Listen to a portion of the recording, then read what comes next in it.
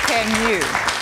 A recent report found that 1 in 4 children are victims of bullying. Our special guest today is trying to change that. First, though, let's welcome our clinical psychologist, Jo Lamble.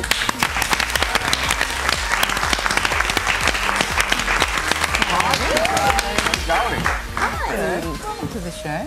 Now, bullying can be really destructive, can't it? Well, it can really affect your whole life. But this morning we're going to meet a really inspirational woman who's used her experience of bullying to now become a role model for young people everywhere. Good on her. Yeah, well, Jo, thank you. And let's have a listen now to some of Anne-Marie's story. For Anne-Marie, high school has more bad memories than good. And unfortunately, it's a story shared by millions of children around the country. Bullying is reaching near epidemic levels, with the federal government study finding that 1 in 4 kids are being affected by it in one form or another. Anne-Marie was bullied because of her weight, and some of the loudest voices came from those meant to protect her. I was teased by my actual friends at the time, so the girls that were my so-called friends in my own friendship circle, to the point where they were saying, the group's too big, we've got to get rid of the fattest girl in the group. So they just look at me and make me want to leave. And also in saying that if I was at the playground and I was tying my shoelaces up, they'd come and knock me over as fun. They'd leave me out, they'd call me fat, they'd laugh behind my back. So they weren't very supportive or true, genuine friends. Inevitably, a vicious cycle was born. The bullying had made Anne-Marie incredibly insecure, with little to no self-confidence. She thought she deserved the hurtful words and actions that were constantly thrown at her. It was very hard for me. Luckily, I'm a very bubbly kind of person, so I try to always look at the best of every situation. And being the nice person I was without standing my ground, I always went back to school and I was still nice to them and I still respected them even though they disrespected me. Every day, instead of stepping onto the school ground, she was walking onto a battlefield.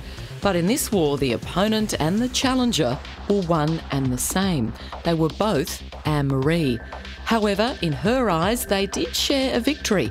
She lost 30 kilos and she waited for the self-esteem to roll in and for the insecurities to roll away. But they didn't. She could never seem to keep up with what was considered beautiful, no matter how hard she tried. We'll be back right after this short break when we'll meet Anne-Marie.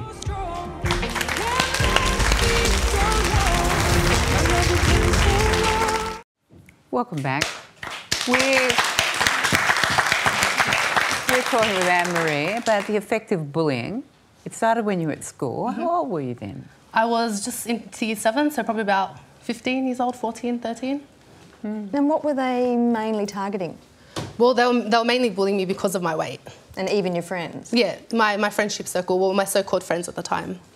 And what did that do to you? I mean, how did you cope? Did you speak to the school? Did you speak to your parents? Well, to be honest with you, I'm lucky I have a very supportive family. So my parents have raised me up very well to always look at the best in people, and my sisters are my best friends, they're my rocks. So I can always turn to them anytime. And what did they tell you at the time? They told me, don't worry, just, be yourself and, just be happy, and which I did, and they made me very happy. Sometimes that's easier said than done, though, yes. isn't it? It can be really hurtful when people say awful, unkind things. Yes, it was very hard, especially being a teenager. You're growing up, you're learning about yourself.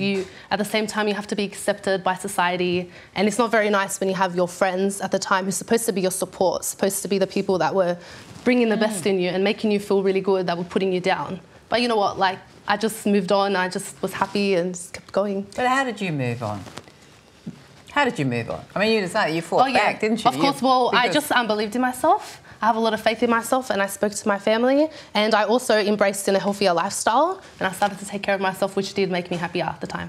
So you didn't lose weight to stop the bullying? No. I lost weight because I wanted to take care of my health and lifestyle. And did you expect, though, that when you did lose weight, that you'd feel better about yourself, the bullying would stop and everything would be okay? Yeah, when I did lose the weight, the bullying did kind of stop.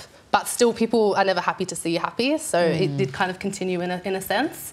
But losing the weight, at the beginning, I wasn't very happy because at the time, the media, in order for me to be beautiful, the media was saying I had to be a certain image. For me to be happy, for me to be beautiful, I had to look a certain way. And it went against my genetics. So I was fighting a battle with myself that wasn't realistic, which made me upset at the time. That was the image the media portrayed, yes, not exactly you specifically. Right. Yes. So now what do? You're helping people to have better self-esteem? Yes. So what I do is I have a Facebook blog. And what I do is it's not only about motivating girls through health and fitness, it's about inspiring and being a role model to girls and women in every aspect of life. It's about respecting themselves, loving themselves, embracing their genetics, being kind, being humble, and most importantly, never giving up. And Jo, what a wonderful message from Anne-Marie here. What's some advice for some people who are doing it tough? Well, I think it's Anne-Marie is a perfect example that, yes, we need to keep bullying on the agenda. We need to make sure that schools and parents and families do their part. But the greatest weapon you have is yourself. That's exactly right. And if you value yourself, Anne-Marie's got a wonderful motto on her blog, which is... My motto is I'm short, tall, lean, curvy.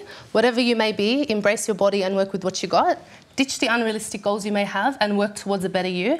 You can't fight genetics, but you can definitely fight that negative attitude. Be positive and work hard.